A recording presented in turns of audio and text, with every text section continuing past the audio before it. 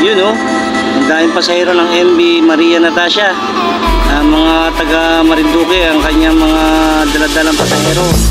So ito naman ang Star Cruise Shipping Lines, ang Peña Francia 8. Dami rin pasahero, galing din Marinduque. Hindi talaga nauubusan ng pasahero sa Marinduque.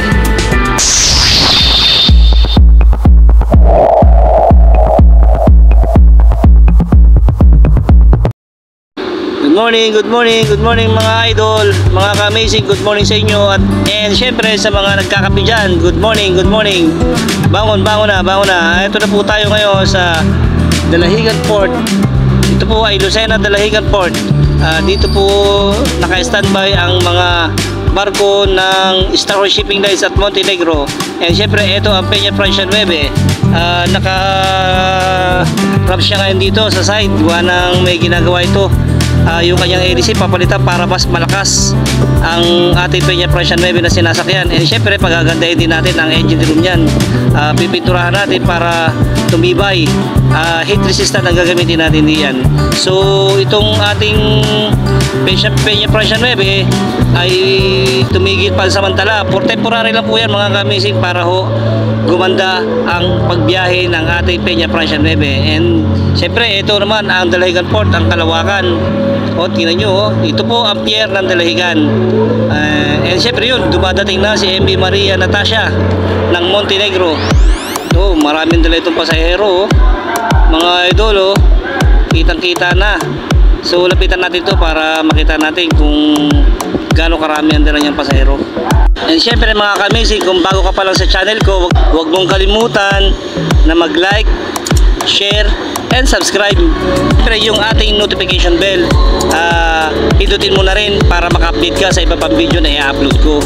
At yun mga ka-amazing, makikita natin dito kung paano, gaano karami ang lalabas na pasahero sa MV Maria Natasha ng Montenegro. Ito yung ating pagbabasihan kung gaano karami ang laman ito at ang laman ng Peña Francia 8 na darating. Halos magkasabay lang sila mga ka-amazing. Nauna na ang Montenegro ng Natasha, so parating na rin ang Peña Francia ng 8.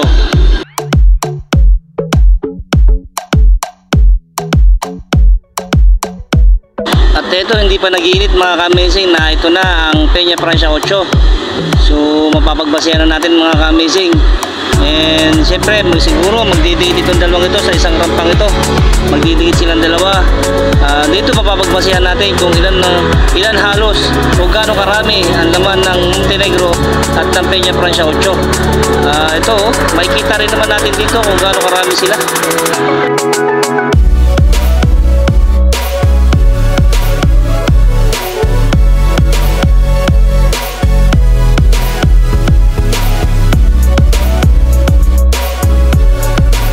Siyempre bago pa lang dumadating ang Peña Francia 8 ay naglalabasan na ang tao dito sa Maria Natasha ng Montenegro. O yan dami rin pasahero. Uy, ganda ni tita. Hello tita, shoutout sa'yo. And of course itong ating mga pasahero na galing Marinduque, halos sila ay papunta siguro na Manila. Bas kasi sasakyan nila, luwas para sila Manila. Mga kamag-anak nila siguro ang kanilang pupuntahan, o so may mga anak sila sa Manila na mga nakatira, at yung iba naninirahan na sa Manila, nagbabakasyon na dito sa Marinduque. And shoutout din sa inyo mga taga Marinduque dyan, and shoutout din sa mga taga Manila na bumibiyahe ng Marinduque. Ingat po kayo, lalo na sa mga pupuntahan ninyo. Sana ipagtubayan po kayo ng may kapal.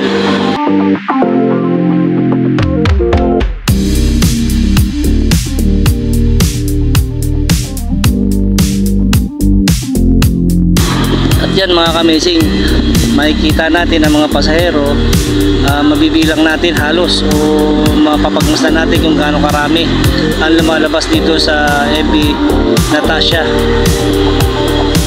Kaya ito na pang isa, ang Peña Francia. Titinan din natin kung ilan din ang nilalaman ito, o halos mabibilang din natin kung gaano karami ang lalabas na pasahero dito sa Peña Francia 8.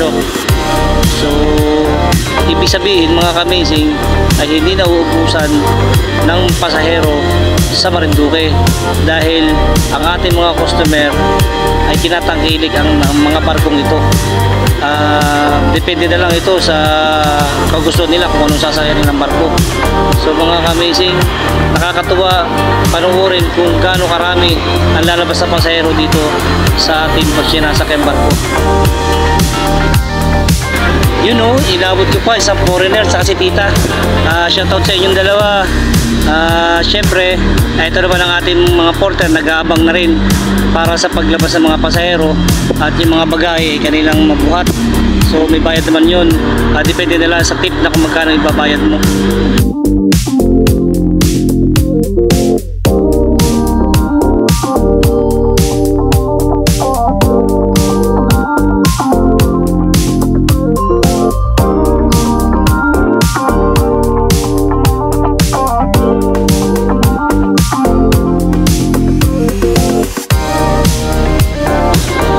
Nagsugod na lang ating mga porter. Naibaba na kasi ang rampa kaya pwede na silang pumasok para hanapin ng mga customer na magpapabuhat. And syempre, priority natin palabasin dito is ang ambulansya kasi ito yung emergency para makarating agad sa pupuntahan nila. So kung ito'y Manila man o dito lang sa Lucena, yan ang priority na lumalabas dito sa barko. Binibigyan ng prioridad para sa mga pasyente na dadali ng ospital. Ayan, takbuhan na mga pasahero at saka mga porter, may mga kanya-kanya na rin dala. So madami ang pasahero ng Peña Francia 8, kapal. Talagang walang ubos ang pasahero sa Marinduque. Padami ng padami ang pasahero natin dito sa Peña Francia. Mga taga Marinduque dyan, maraming salamat mga idol, mga ka-amazing sa pagtangkilik nyo sa inyong sinasakyan na Star Wars Shipping Lines. Sana ay huwag kayong magsawa sa pagtangkilik nyo sa inyong sinasakyan.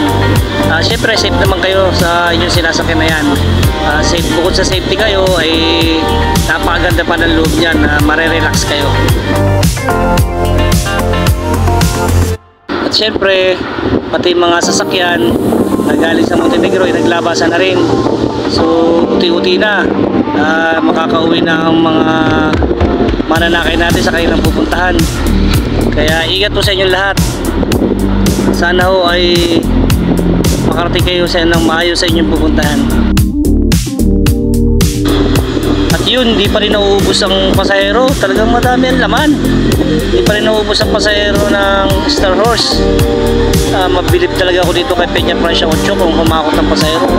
Hanggang loob, dami pa. Dahil pa bumababa. Yan, andito naman tayo sa loob mga ka-amazing.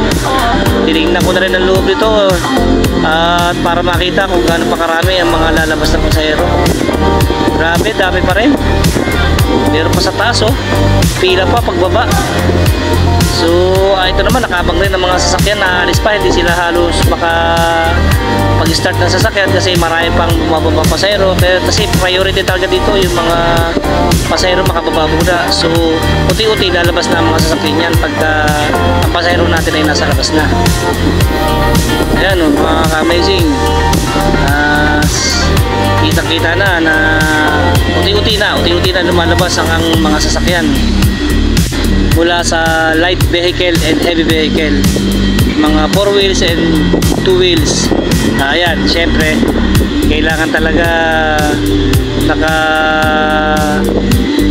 maniobra yan ng ating maestro na nag-handle dyan sa loob ng barko para maging maayos yung linya nila, hindi halos magsikip kasi pag nagpanapa yan may hirapan ang ating mga driver na makalabas kung halos sabay-sabay sila lalabas diyan. Kaya kailangan meron tayong magga-guide para makaunti-unti sila makalabas ng maayos. At syempre, ayun mga ka-amazing, maraming salamat sa panonood ninyo.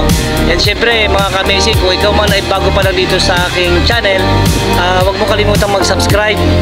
I-like mo na rin syempre. At syempre yung notification bell natin, i-hit mo para maka-update ka sa mga darating pa ibang video ha.